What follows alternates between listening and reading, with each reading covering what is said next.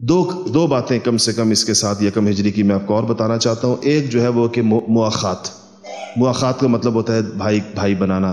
مواخات 2 دفعہ ہوئی ہے، اور ایک جاتے ہی ہوئی ہے، ایک 5-6 مہینے کے بعد ہوئی ہے۔ اس میں آپ نے ایک انصاری کو ایک مہاجر کا بھی بھائی بنایا، بعض کے اندر مہاجر کو مہاجر کا بھائی بھی بنایا۔ یہ مواخات میں ضروری نہیں کہ ہر طرف سے انصاری اور مہاجر تھا، مہاجر کا بھائی بھی بنایا، اور صحابہ کو اس طرح ایک دوسرے کے ذمے لگایا کہ آپ اپنے اپنے بھائی کو، ہر بندہ اس کو اپنا بھائی سمجھ کر اس کی، یوں کہیں کہ اس کی کفالت کرے۔ دیکھیں یہ جو نظام ہے، اس سے پتہ چلتا ہے کہ مسلمانوں کے درمیان اخوت کا رشتہ، اسی سے لفظ اخوت اور مواخات اور اخی اور اخ جس کو بھائی عربی کے اندر کہتے ہیں، تو یہ بھائی بندی کے رشتے قائم کیے۔ ایک بندہ دوسرے بندے کو سنبھالے، ایک بندہ دوسرے بندے کو کھڑا کرے معاشرے کے اندر۔ یہ اس سے پتہ چلتا ہے کہ یہ کتنی بڑی سنت ہے جو آج ہم سے رہ گئی ہے۔ آج ہمارے درمیان کسی کو کھڑا کرنے کا نظام نہیں ہے۔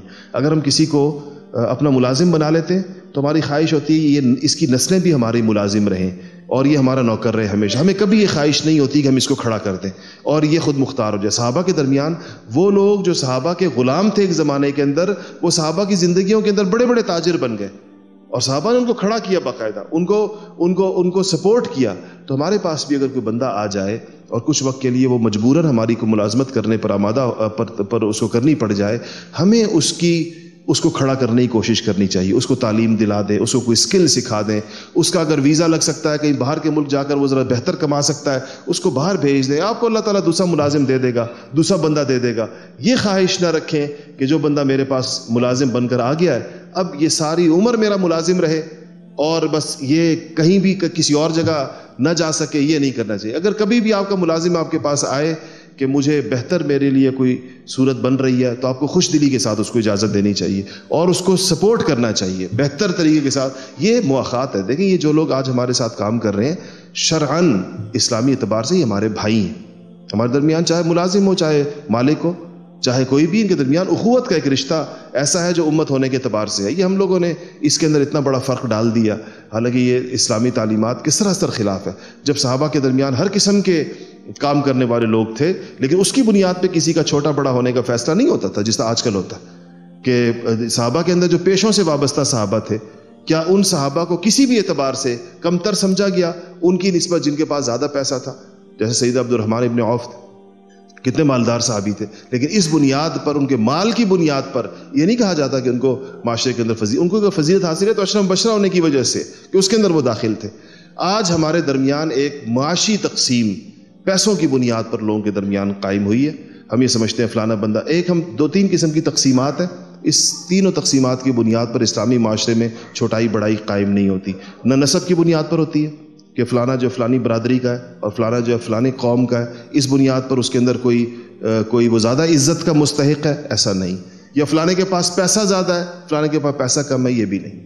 ایک ہی پیمانہ ہے انسانوں کے درمیان عزت اور ذلت کا، اور وہ اللہ جل شانہ کا قائم کردہ پیمانہ ہے کہ ان اکرمکم عند اللہ اتقاکم، کہ اللہ کے نزدیک تم میں سے سب سے زیادہ معزز وہ ہے جو سب سے زیادہ متقی ہے، جو سب سے زیادہ پرہیزگار ہے، جو سب سے زیادہ صاحب ایمان ہے۔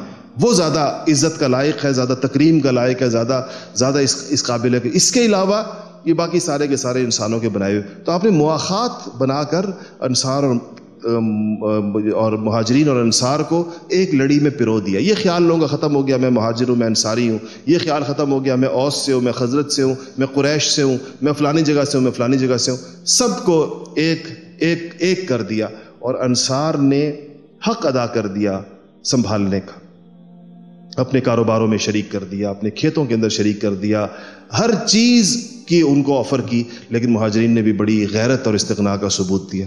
عبد الرحمن ابن عوف کہتے ہیں مجھے جس کا بھائی بنایا گیا تو اس نے مجھے کہا کہ یہ میری یہ چیزیں اور یہ ساری کی ساری میں عادی کرتا ہوں آپ کے ساتھ، جو اس کے پاس ایسٹس تھے، جو اس کی جتنی ملکیت تھی۔ کہتے ہیں میں نے اسے کہا کہ بھائی اللہ تعالیٰ تمہارے مال میں برکت عطا فرمائے، تمہارا مال اللہ پاک تمہیں نصیب کرے، میں تمہارے مال سے خوشی لوں گا، مجھے تم صرف بازار کا رستہ دکھا دو، اور میں خریدنے بیچنے والا آدمی ہوں، تاجر آدمی ہوں، میں خود بازار کے اندر زیرو کیپٹل سے مدینہ کے بازار میں سیدنا عبد الرحمن ابن عوف رضی اللہ تعالیٰ نے اپنی تجارت کا آغاز کیا، اور اسی شہر میں اللہ نے اس زیرو کیپٹل سے شروع ہونے اور اپنے مسلمان بھائی کی پیشکش کو یعنی جس کو کہنا چاہیے شکریہ کے ساتھ انہوں نے اس کو قبول کرنے سے انکار فرمایا۔